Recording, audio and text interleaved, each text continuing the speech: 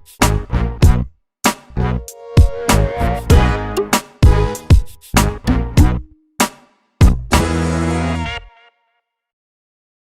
guys, how's it going? As you can see, we have got a Fiat Doblo van here, and today I'm going to be replacing the heater blower.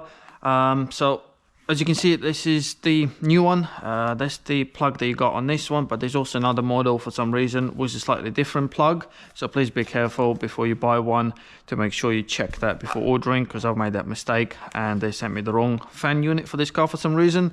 But anyway, that's for this plug, but they're both similar. It's just mainly the plugs that are different, to be honest. So we've got a new unit here. I'm going to show you today how to replace it and also how to test it. Because the unit failed on this car, but there's also a few other things that can fail. Obviously the easiest one to check is the fuse, but yeah, today I'm going to show you how easy it is to diagnose it. Basically in my case, what I had to do is, when you turn the ignition on, the fan unit is located here under the glove box, well behind the glove box. You don't need to take it off, you just need to get your head in there. And if you can see, there's two things that can be the problem. First one, usually the wires burn. They actually go overheated and burn either here or there, so check for that first. As you can see, there's already signs of humidity on my one. So what I've done, you unplug it by squeezing two of them tabs, and what I've done, I've just literally put multimeter on there to check for the voltage, or I got my light bulb that I put in there, turn the ignition on, put the fan on, and if you get the voltage here 12 volts or the light comes on, then obviously that's working and the resistor is working. Make sure you check all the speeds, and that means it's the fan that failed. Also very common, the resistors do fail on them, and to replace that is pretty easy. You check the plug first for corrosion, so in this case it's all good, and to replace it there's literally a Phillips screw there. I don't know if you can see, there's one Phillips screw and then the whole thing comes out, and they're really cheap.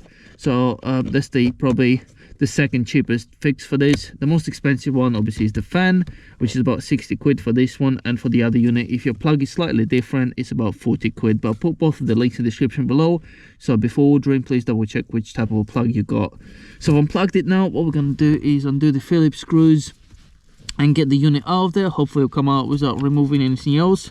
Hope you don't need to remove the glove box, but yeah, I'll show you just quickly what I mean with the light bulb, how I check for 12 volts.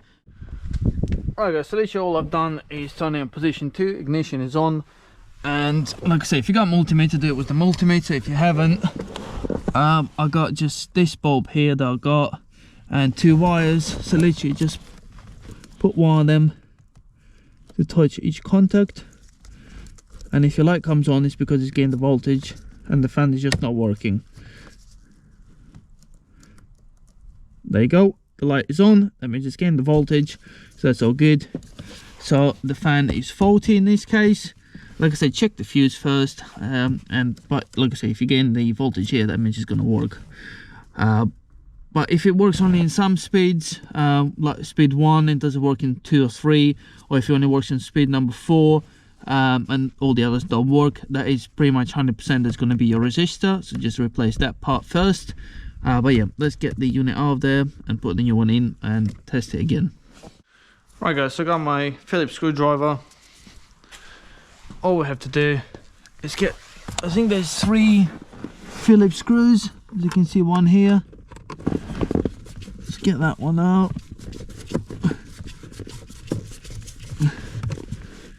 And then trying to get my head with the camera in there, it's not as easy. There's another one there. Do apologise if you can't see stuff.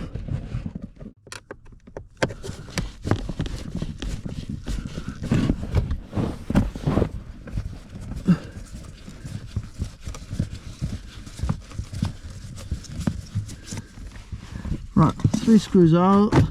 There we are. And the fan unit is out. Just make sure the wiring's out of the way. We don't have to take the glove box out, which is pretty good. Yeah, the wires, I think the water got in there actually, because there's quite a bit of corrosion there on the contacts. What we're going to do is obviously put the new one in, make sure that the new one is the correct one. Slide it back in there. You can see the wiring goes onto this clip here, so get that back in there, plug it in, and hopefully we're all good.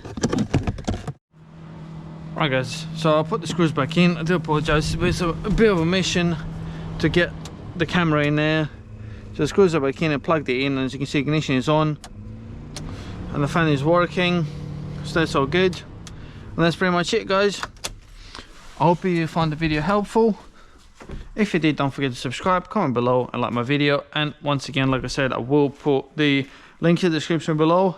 There's like, I'm pretty sure there's actually 3 different fans that you can get for this, so please make sure you check your one before ordering one on eBay or Amazon. Right, have a good day and see you soon. Bye.